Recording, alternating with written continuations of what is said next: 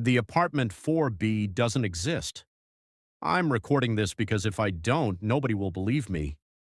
My name is Alex Chen. I'm 28. I moved to Chicago 3 months ago for a job at a marketing firm downtown. I live in an old building on Ashland Avenue, 12 floors, built in 1923, cheap rent, 24/7 elevator, and the landlord said quiet tenants. He didn't mention apartment 4B. I didn't notice it at first. The floor plan shows 4A, 4C, 4D, no 4B, but the elevator has a button for 4B. The hallway on the fourth floor has a door labeled 4B. It's sealed. Duct tape across the frame, a do not enter sign, and a padlock that looks newer than the door. I asked the landlord about it on day 2. He smiled too fast. Oh, that? Storage room, city code violation years ago. Don't worry about it. I should have stopped there. The first night I heard it was Tuesday at 2:14 a.m., a scratching sound, like fingernails on wood. Coming from my wall, my apartment is 4A. 4B shares the wall with me. I thought it was rats. The building is old. But rats don't scratch in a pattern. Tap, tap, pause, tap, tap, pause. It sounded like Morse code. I looked it up. SOS. I told myself I was tired. I have nightmares.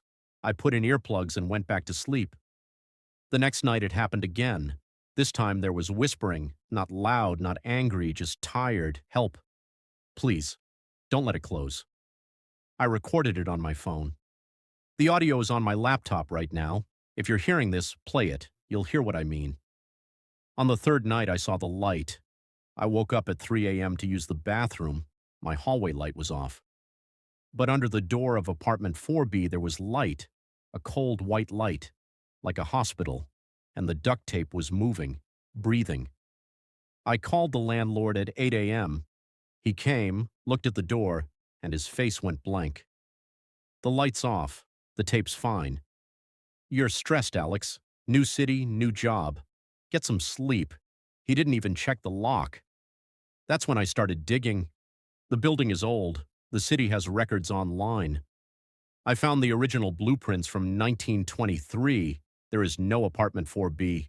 There was never supposed to be a 4B. In 1978, the building failed inspection. Fire hazard. The fourth floor had a fire. One apartment was sealed off. Official report says unit uninhabitable, demolished internally.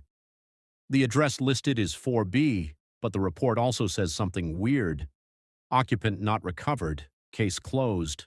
Not recovered, not dead, not missing, not recovered. I showed this to my neighbor in 4C, Mrs. Delgado. She's lived here 20 years. She looked at the paper and crossed herself. Don't ask about 4B, mijo. Some doors stay closed for a reason. Why, I asked. She didn't answer. She just locked her door. The scratching got worse. Now it was every night. And it wasn't just scratching. I started hearing footsteps, heavy ones, dragging, like someone pulling themselves across the floor with their arms. And the whispering changed. It wasn't help anymore. It was my name.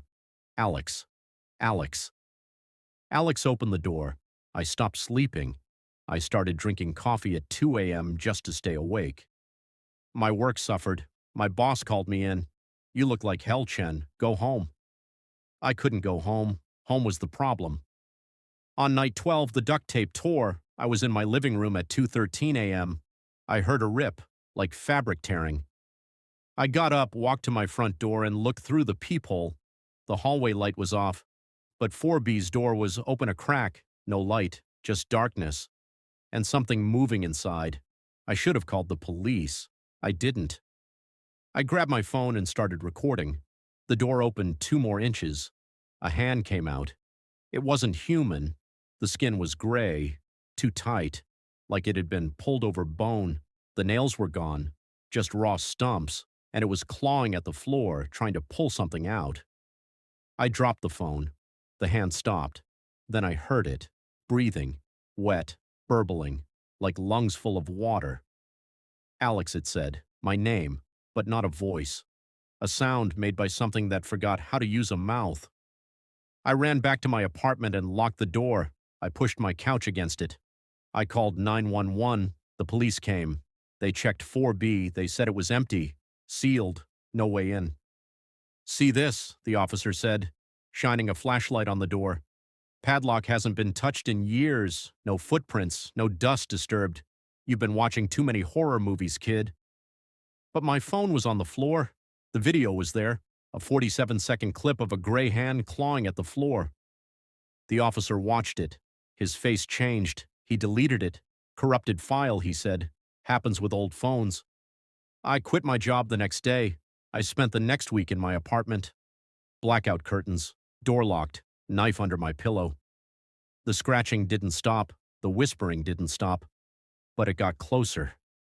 Now it was coming from inside my walls, not from 4B, from inside 4A. I tore a hole in the drywall behind my couch. There was nothing there, just insulation and pipes. But when I put my ear to the hole, I could hear it breathing, inside the wall. On day 19, I found the key. It was on my doormat when I woke up. Old brass key. No tag, no label. But it fit the padlock on 4B. I don't know why I picked it up. I don't know why I went to the 4th floor at 2 a.m. No why. I unlocked the door. Maybe I was tired of being scared. Maybe I wanted it to end. Maybe I just wanted to see. The door opened with a scream. Metal on metal. The smell hit me first. Rot, mildew, something dead and wet. The apartment was small. One room, no windows. The walls were covered in writing. Names, dates, help me, get out.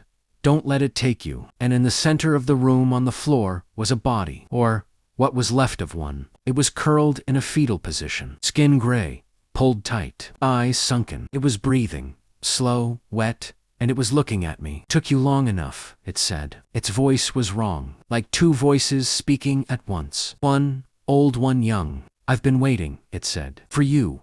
I tried to run. The door slammed shut behind me. "You can't leave," it said. "Not until you understand." "What are you?" I asked. My voice cracked. "I'm what happens," it said, "when nobody remembers your name." It sat up. The bones cracked like dry twigs. In 1978, there was a fire. Lived here. Apartment 4B. My name was Daniel Park. I was 19. I called 911.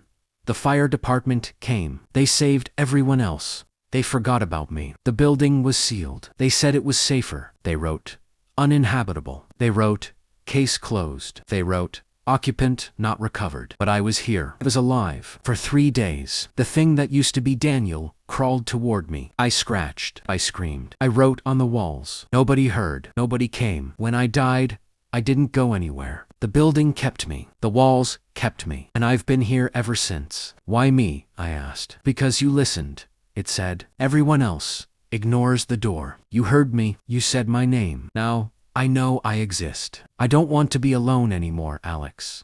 It reached for me with that gray hand. I kicked it away and ran at the door. It was locked. "Let me out," I screamed. "Let me out." The thing laughed. It sounded like a drain gurgling. "You can't leave," it said, "but you can stay with me." The lights went out. I don't know how long I was in there. Hours, days, time. Doesn't work right in 4B.